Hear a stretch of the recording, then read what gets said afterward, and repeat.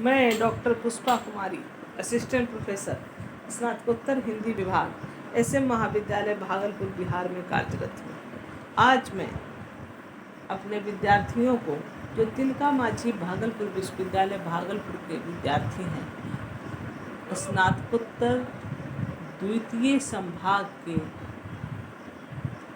हिंदी विषय के अंतर्गत उनके पंचम पत्र में सम्मिलित इकाई 4 हिंदी गद्य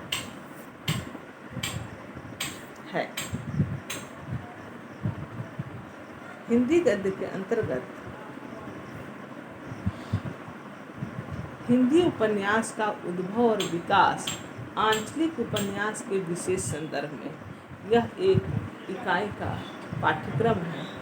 इसके अंतर्गत आज हम आंचलिक उपन्यास के संबंध में कुछ जानेंगे समझेंगे।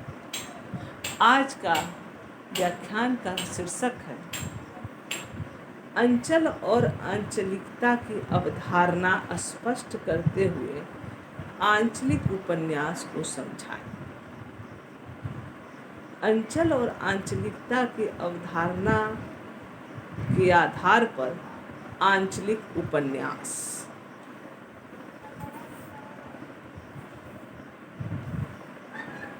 आंचल का सामान्य बोलचाल की भाषा में अर्थ होता है धोती या साड़ी का किनारा, छोर या सिरा। भौगोलिक संदर्भ में उसका अर्थ है जनपद, भूखंड। कथा साहित्य के संदर्भ में उसका अर्थ है ऐसा जनपद या भूप्रदेश जो सामान्य नागरिक, सुसभ्य, सुसंस्कृत जीवन के प्रभाव से अछूता हो, जो पिछड़ा हुआ हो, जिसका अपनी विशिष्ट भौगोलिक स्थिति हो, अपनी निजी विशिष्ट जीवन पद्धति तथा लोक संस्कृति हो, जहाँ की बोली बानी विशिष्ट हो, जिसका अपना जीवंत व्यक्तित्व हो और जिसकी अन्य अंचलों से अलग पहचान की जा सके। ऐसे किसी अंचल विशेष के जीवन और वहाँ की सामाजिक, आर्थिक, राजनीतिक समस्याओं को आधार बनाकर तथा वहाँ की लोक संस्कृति को उजागर करने वाली औपन्यासिक कृति को आंचलिक उपन्यास कहा जाता है।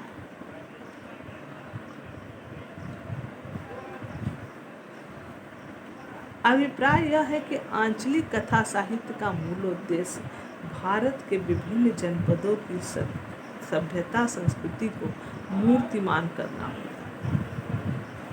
आंचलिक उपन्यास की परिभाषा एवं विशेषता।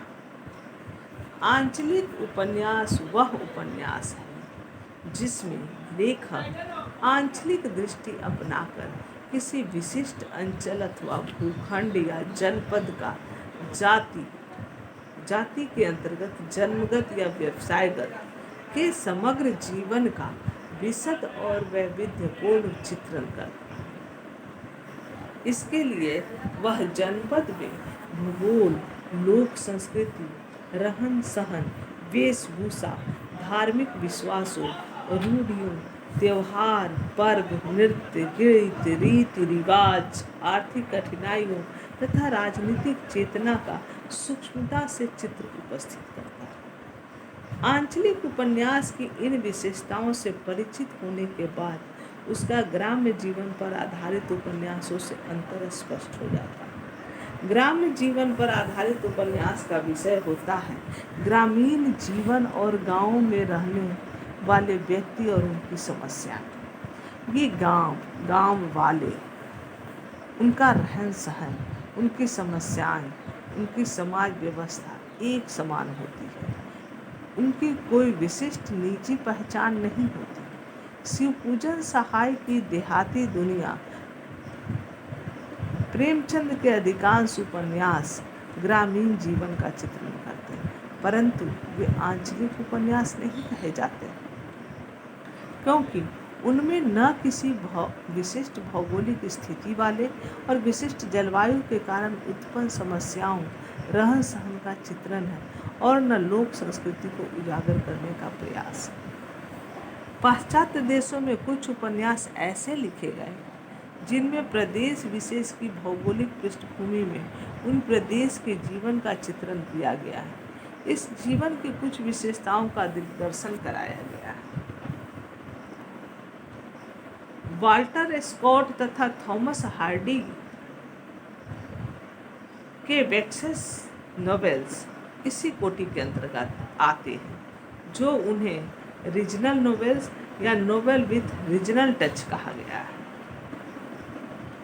हिंदी में वृंदावन लाल वर्मा के ऐतिहासिक उपन्यास विराटा की पद्मिनी, गढ़ कुंडार, झांसी की रानी तथा उसके सामाजिक उपन्यासों में भी यह स्थानीय रंग पाया जाता है। इन उपन्यासों की लीला भूमि है बुंदेलखंड, झांसी, विराटा, गढ़ कुंडार आदि, अर्थात एक विस्तृत भूखंड। उन्हें आंचलिक उपन्यास नहीं कहा जा सकता।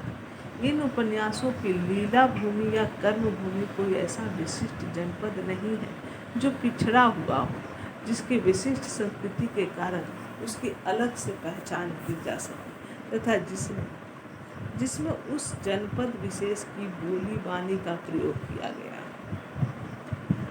वह उपन्यास जिसमें स्थान विशेष के भौगोलिक परिवेश का चित्रण चटकीले रंगों के साथ किया जाए, उसे स्थानीय रंग, लोकल कलर वाला उपन्यास कहा जाता है। इसमें भौगोलिक परिवेश, प्रकृति के विचित्र रंगों के चित्रण पर अधिक ध्यान दिया जाता है। वहाँ का जीवन की समस्याएं, रहने वाले तथा उनका रहन सहन सामान्य जनों की तरह ही होता है। प्रेमचंद के कुछ उपन्यासों में स्थानीय रंग देखने को मिलते हैं।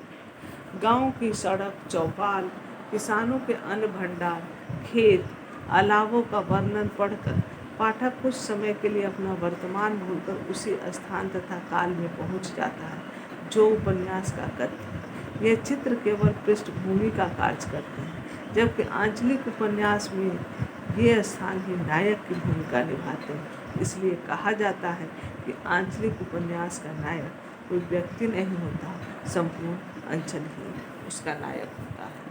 धन्यवाद।